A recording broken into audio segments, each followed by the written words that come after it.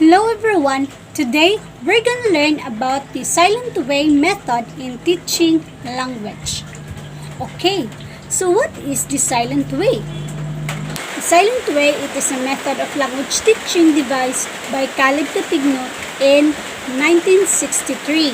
So, it is based on the premise that the teacher should be silent as much as possible in the classroom. And then the learner should be encouraged to produce language as much as possible.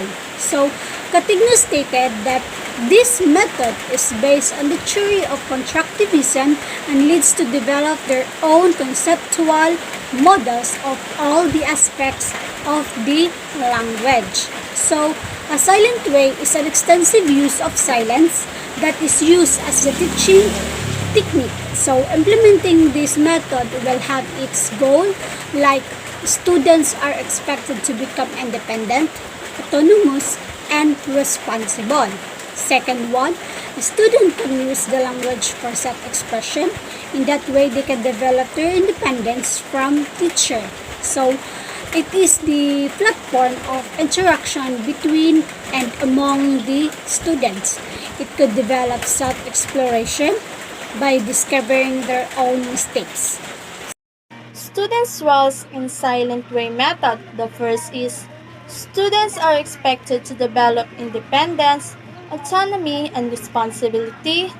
Second is students are expected to participate in class actively.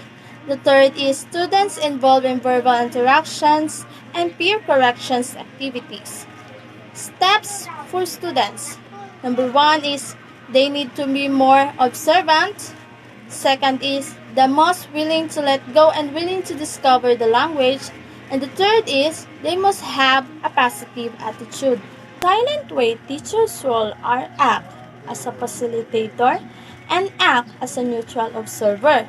According to Civic 1980, that silent way teachers' tasks are to be teach, to test, and to get out of the way. Silent way method advantage. Number 1, students learn by themselves.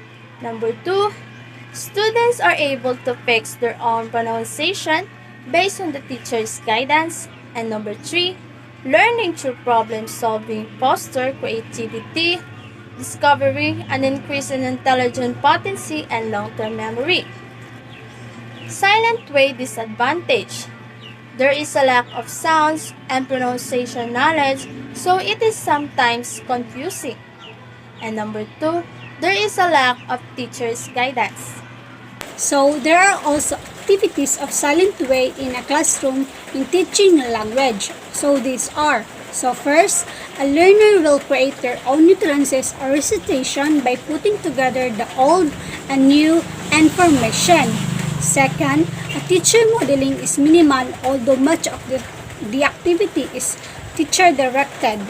The third one, the teacher models a word, phrase, or sentence and acquire the learners to respond. 3 methods or materials that use in silent way method of language teaching is, the first one is sound or color chart.